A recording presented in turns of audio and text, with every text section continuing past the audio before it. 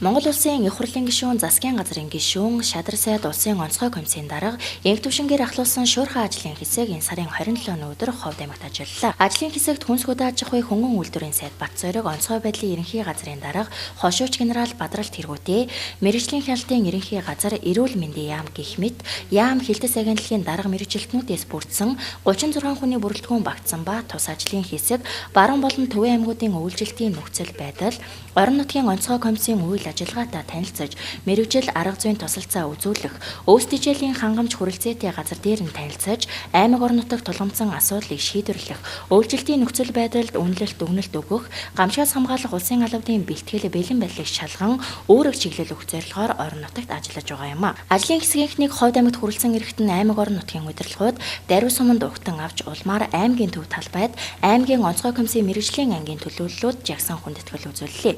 Энэ үеэр Монгол улсын засгийн газар улсын онцгой комиссоос Ховд аймгийн өвлжилт хүндрэлсэн сумдад 400 тонн ус үнгүй 250 тонн тэжээлийг 50% хөнгөлөлтийн үнээр олгохоор шийдвэрлэж, өөс тэжээлийн эхний хэсгийг аймгийн төв талбай дээрээс орон нутгийн удирдлагуудад хүлээлгэн өгсөн юм а. Үүний дараагаар Ховд аймгийн онцгой комиссийн мэргэжлийн ангиудын төлөөллөөс бүрдсэн Ховд аймгийн онцгой комиссийн өргөтгсөн хурлыг хуралдуулсан юм а. Энэхүү хуралдааны үеэр аймгийн онцгой комиссоос улсын онцгой комиссийн шуурхай бүлэгт ихэнх сумдаар өвлжилт хүндрэлсэнтэй холбогдуулан 4 саналыг тавьсан юм а. Тухайлбал 1-р Ховд аймгийн бүсийн онцлогоо эмчилгээний төв Зэрэг дууд сумдын эрүүл мэндийн төвийн эмнэлгийн үйлчилгээ үзүүлдэг автомашинуудын гүйлт километр дууссан. Эвдрэл гэмтэл тогтмол гарч эрүүл мэндийн үйлчилгээ явах боломжгүй болсон тул 3 автомашин шийдвэрлүүлэх, 2-р онцгой байлан газрын улсын нөөцийн салбарт 1000 тонн ус 250 тонн тэжээлийг улсын онцгой комиссоос шийдвэрлүүлэх, 3-р онцгой байлан газрын улсын нөөцийн салбарын мөс сумдах шатхууны цэгээс 50 тонн төлш хөнгөлөлтийн үнээр гаргах асуудлыг шийдвэрлүүлэх, 4-р бог малын мэлсэн өвчнөөс урьдчилан сэргийлэх вакциныг 2018 онд төлөх төлмалд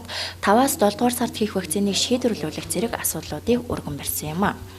Энэ үеэр Шадар сайд аймгийн засаг дарга хооронд байгуулах үр дүнгийн гэрээг байгуулж баталсан юм мөн Сутаа үйлдвэрийн омгийн хоног үйлдвэр болгон албан ёсоор батламжилсан батламжийг гардуулан өглөө. Энэхүү Монгол улсын их хурлын гишүүн, засгийн газрын гишүүн, Шадар сайд улсын онцгой комиссийн дарга Энх төвшин аймаг орон нутгаас тавьж буй бусад санал хүсэлтүүдийг анхааралтай авч яаралтай авах зарим арга хэмжээг газар дээр нь шийдэж ажилласан юм а. Мөн хүндрээдгүй цаг үеийн нөхцөл байдлыг бид хамтран даван туулах ёстой. Тиймээс ажлын уялдаа холбоогоо сайжруулж хаа ханаа хариуцлагатай байж хамтын хүчээр зуудын эрсдлийг даван гарахыг өөрөг болгож анхаарууллаа. Тэрээр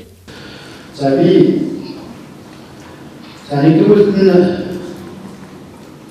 ийм асуудлыг хэвлэх хамтарч давна.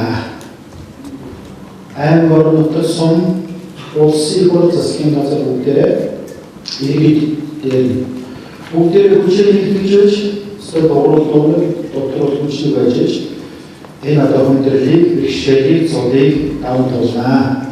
Бэлтгэлийг шийдэх чадаа хангаж байна. Зөвхөн одоо энэ хүндэрсэн үед биш, энэ хүндэрч болзошгүй байна гэдэг ер нь өвөл болно. Хүндхэн өвөл болно гэж бодож тооцоож бэлтгэлээ ингэж хангаж байна. Монгол улсын Шадар сайд аймаг орон нутгаас тавьсан хүсэлтийг үндэслэн 180 тонн ус, 100 тонн тэжээлийг нэмж олгохоор шийдвэрлэлээ. Дахин улсын нөхцөөс ус тэжээл олгох боломжгүй. Тийм нөөцч байхгүй гэдгийг анхааруулж аймаг орон нутаг малчид адил болох өөрсдийн дотоод нөөц боломжоо ашиглан өвөл хаврыг хохирол багтаад авахыг санууллаа. Харин аймаг орон нутгаас тавьсан бусад асуудлыг Монгол улсын засгийн газрын хуралдаанаар хэлэлцэж аль болох шат дараатайгаар шийдвэрлэж ажиллахаа мэдэгдсэн юм а.